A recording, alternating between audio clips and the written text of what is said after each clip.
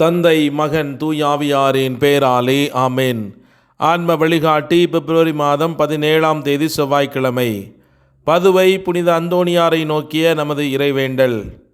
இப்புண்ணிய திருத்தலத்தில் மாட்சிமை தங்கிய மேலான சிம்மாசனத்தில் கிருபாசனம் கொண்டெழுந்தருளியிருக்கிற புனித அந்தோணியாரே, பரிசுத்தத்தனம் விளங்கும் லீலியே, விலை மதிக்கப்படாத மாணிக்கமே, பரலோக பூலோக காவலே, கஸ்தி துன்பப்படுகிறவர்களுக்கு பரம சஞ்சீவியானவரே, பாவிகளின் தஞ்சமே, உமது இன்பமான சன்னிதானம் தேடி வந்தோம். உமது திருமுக மண்டலத்தை அன்னார்ந்து பார்த்து உம்மை கெஞ்சி மன்றாடுகிறோம். மகா சிரவணம் பொருந்திய புனித அந்தோணியாரே, சூரத்தனமுள்ள மேய்ப்பரே, பசாசுகளை மிரட்டி ஓட்டுபவரே, திருச்சபையின் கருணையின் கண்ணாடியானவரே, உலகில் எங்கள் ஆதரவும் நீரல்லவோ, எங்கள் சந்தோஷமும் நம்பிக்கையும் பாக்கியமும் நீரல்லவோ. நீர் எங்கள் ஞான தந்தை என்பதை எங்களுக்கு காண்பியும். பிள்ளைகள் செய்த குற்றங்களை தாய் தந்தையர் பாராட்டுவார்களோ? உம்மை தேடி வந்த நிர்பாக்கியர் பேரில் தயவாயிரும். அழுகிறவர்களை அரவணையும், அல்லல் படுகிறவர்களுக்கு ஆறுதலாக வாரும். நீர் இறங்காவிட்டால் எங்களுக்கு வேறு யார் இறங்குவார்? நீர் ஆதரியாவிட்டால் எங்களை வேறு யார் ஆதரிப்பார்? நீர் நினையாவிட்டால் எங்களை வேறு யார் நினைப்பார்? நீர் உதவாவிட்டால் எங்களுக்கு வேறு யார் உதவுவார்? தஞ்சமென்று ஓடி வந்த அடியோர்கள் பேரில் தயவாயிரும்.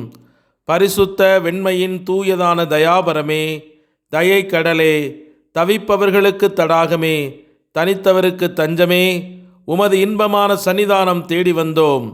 6 காடுகளை கடந்து ஓடி வந்தோம். துன்பம், பிணி, வறுமை முதலிய கேடுகளினாலே வாடி நொந்தோம். எங்கள் நம்பிக்கை வீண் போகுமோ? எங்கள் மன்றாட்டு மறுக்கப்படுமோ? எங்கள் யாத்திரைகள் பலனற்றதாய் போகுமோ? எங்கள் அழுகை கண்ணீர் உம்முடைய இருதயத்தை உருக்காது போகுமோ? அப்படி ஆகுமோ ஐயா? எங்கள் அன்பான தகப்பனே, எங்களை முழுவதும் ஒப்புக்கொடுக்கிறோம். எங்களை கையேற்று கொண்டு ஆசீர்வதித்தருளும். ஆமேன். மார்க் நற்செய்தி 8ஆம் அதிகாரம் 15வது இறைவார்த்தை. அப்பொழுது இயேசு பரிசேயர், ஏரோதியர் ஆகியோரது புளிப்பு மாவை குறித்து மிகவும் கவனமாயிருங்கள் என்று அவர்களுக்கு கட்டளையிட்டார். இது கிறிஸ்து வழங்கும் வாழ்வு தரும் நற்செய்தி. கிறிஸ்துவே உமக்கு புகழ்.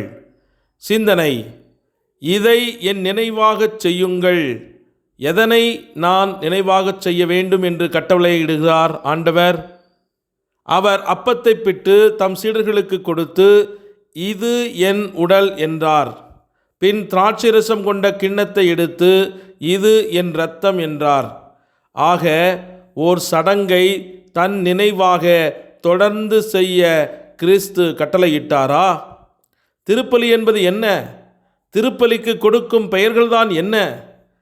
திருப்பலி ஓர் கொண்டாட்டம், திருப்பலி ஓர் விருந்து, திருப்பலி ஓர் நினைவு பலி, அப்பம் பிட்குதல், நற்கருணை விருந்து, நன்றி வழிபாடு என்று பலவிதமாக இதனை குறித்து காட்டலாம். இயேசுவின் பாடுகள், மரணம், உயிர்ப்பு ஆகியவற்றை நினைவு கூர்ந்து வழிபடும் வழிபாடு திருப்பலி.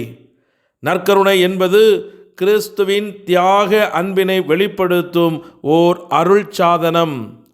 இந்த நற்கருணை கிறிஸ்தவ வாழ்வின் ஊற்றும் உச்சமாக இருக்கிறது என்று 2ஆம் வத்திக்கான் சங்கத்தினுடைய திருச்சபை எண் 7/11 நமக்கு எடுத்து காட்டுகிறது. இந்த நற்கருணை வெறும் உணவு மாத்திரமல்ல, விருந்தாகவும் தருகிறார் இயேசு. உணவை தனித்து உண்ணலாம், ஆனால் விருந்தை சேர்ந்துதான் உண்ண வேண்டும். எனவேதான் நற்கருணை திருச்சபையை உருவாக்குகிறது, திருச்சபை நற்கருணையை உருவாக்குகிறது எனச் சொன்னார் நமது மறைந்த திருத்தந்தை 2ஆம் ஜான் பால். இறைமக்கள் சமூகம் ஒன்று கூடும் இடத்தில் நற்கருணை ஏற்படுத்தப்படுகிறது. அதேபோன்று நற்கருணை நம்மை ஒன்று சேர்க்கிறது, ஒன்றோடு ஒன்று பின்னி பிணைந்துள்ளது. எனவே இனிவரும் காலங்களில் அர்த்தம் புரிந்து திருப்பலியில் ஈடுபாட்டோடு பங்கேற்போம். 2ஆம் வத்திக்கான் சங்கத்தின் நோக்கம் இதுவே. எனவேதான் திருவழிபாட்டு கொள்கை திரட்டு எண் 14 இவ்வாறு நமக்கு அறிவுறுத்துகிறது: இறைமகன் திருவழிபாட்டில் முழுமையாக, உணர்வு பூர்வமாக, செயலூக்கமான முறையில் பங்கேற்க வழிவகை செய்யப்பட வேண்டும் என அழைப்பை கொடுக்கிறது. ஆகவே இந்த அழைப்பை நம் கண்முன் நிறுத்தி திருப்பலி என்ற கொண்டாட்டத்தில் நாம் அனைவரும் இணைந்து மக்கள் சமூகமாக அந்த பாடுகளின் நினைவிலே நாம் நினைவு கூர்ந்து அந்த பாடுகளோடு நமது வாழ்வை பயணிக்க இறையருள் வேண்டி இணைந்து மன்றாடுவோம். ஜெபிப்போமாக. எங்களை வாழ்வித்து மகிழ்ந்து கொண்டிருக்கும் எங்கள் அன்பு நேசரே, உம்மை நன்றியோடு துதிக்கிறேன், போற்றுகிறேன், வாழ்த்துகிறேன். நாங்கள் வாழ்வு பெறும் பொருட்டு சிலுவையில் மரித்தீரே. உம் அன்புக்கு ஈடாக இந்த உலகத்தில் எந்த உறவையும் நான் கண்டதில்லையே. என்னே உமது பேரன்பு. பாவியாகிய எங்களுக்காக எவ்வளவு பெரிய காரியத்தை செய்து விலை கொடுத்து தந்தையாம் கடவுளுக்காக மீட்ட எம் அருமை இரட்சகரே, எம் இறைவா, உமது அன்புக்கு இணையாக நாங்கள் என்ன நன்றி சொல்லி உம்மை துதிப்போம். இன்று நாங்கள் சந்திக்கும் அனைத்து மனிதர்களிடத்திலும் உமது அன்பை காண்பிக்க எங்களுக்கு அருள் தாரும். அன்பின்றி சண்டை சச்சரவுகளோடு வாழும் எமது உலகத்தில், நாட்டில், சமூகத்தில், எங்களுடைய இல்லத்தில், எங்களுடைய உள்ளத்தில் அமைதியை பொழிந்தருளும். ஆண்டவரே, போட்டி, பொறாமை, தன்னலம், சுயநலம் போன்ற பேய்களின் பிடியில் மாட்டிக்கொண்டு சீரழியும் மனுக்குலத்திற்கு விடியலாய் உம்முடைய தெய்வீக தன்னிகரற்ற தியாக அன்பை தியானித்து உணர மெய்யறிவை எங்களுக்கு தந்தருளும்.